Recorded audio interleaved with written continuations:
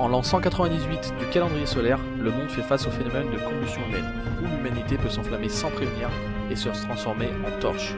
Les membres des brigades spéciales Fire Force du royaume de Tokyo cherchent à découvrir les raisons de ce phénomène.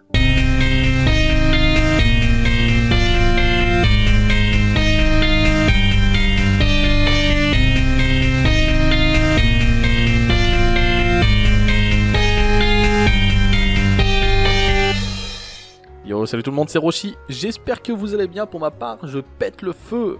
Ouais, je sais, j'ai eu un peu de temps à trouver un jeu de mots entre l'anime que j'allais vous présenter et l'introduction. Maintenant, on arrête les conneries et c'est parti. Au niveau de l'histoire, on suit la life de Shinra, un soldat de 2ème classe et détendeur de pouvoir de 3ème génération appartenant à la 8ème brigade spéciale Fire Force. Son pouvoir lui permet d'émettre des flammes au niveau de ses pieds, grâce auxquelles il peut voler et frapper ses ennemis avec une violence inouïe. 12 ans auparavant, il avait été tenu responsable d'un incendie au cours duquel sa mère et son frère cadet auraient trouvé la mort. Depuis ce jour, il a acquis le surnom de démon, en particulier à cause de son sourire démoniaque qu'il affiche lorsqu'il est stressé. Malgré ça, il souhaite combattre le phénomène de combustion spontanée et devenir un héros. Et du coup, pour prouver son héroïsme, il décide alors de rejoindre la 8ème brigade. Et c'est là que tout commence. À part le personnage principal, on a des super persos secondaires. Arthur Boyle, qui lui c'est un peu le clown, mais genre un clown super badass, puissant. Grâce à son pouvoir de 3ème génération, il crée une épée de plasma qu'il appelle Excalibur.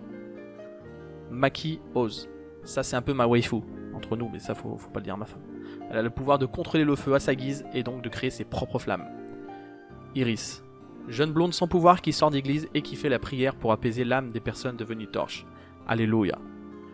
Akitaru Obi, lui c'est le capitaine sans pouvoir qui reste quand même super badass. Toujours en premier dans les bagarres, il n'hésite pas à se lancer en prums sur les torches humaines. Takeiza Inawa, commandant de la 8ème brigade, il a le pouvoir de contrôler les balles. C'est un peu le prof super sérieux de la bande, mais justement vu qu'il est toujours super sérieux, il y a toujours des super bons délires avec lui. En conclusion, Fire Force est un putain de manga explosif. Il ne faut surtout pas le louper. Il est disponible sur Wakanim ADN pour les plus riches d'entre nous. Sinon, il y a encore des sites pas très conseillés pour le regarder. L'opening est un concentré de violence. L'animation est gérée d'une main de maître par le studio David Productions, connu pour les magnifiques JoJo's Bizarre Adventure ou encore Capitaine Tsubasa 2018. Le chara-design est très proche de Soul Eater pour vous donner une petite idée. Les OST sont top, les actions sont terribles et l'ambiance shonen est au rendez-vous sans tomber dans l'excès.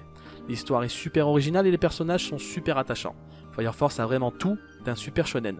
Alors si vous hésitiez à le regarder, j'aimerais vous dire qu'une seule chose. Soko ni Ikimasu. Merci encore une fois d'avoir regardé la vidéo, j'espère qu'elle vous aura plu, j'espère que je vous ai donné envie de regarder ce magnifique animé qui pour moi est la meilleure révélation de cette année. Merci encore à toi mon monteur, je mets ton lien dans la description. Sur ce, c'était Roshi pour Kame House et à la prochaine, à très vite, je vous kiffe, bisous, ciao.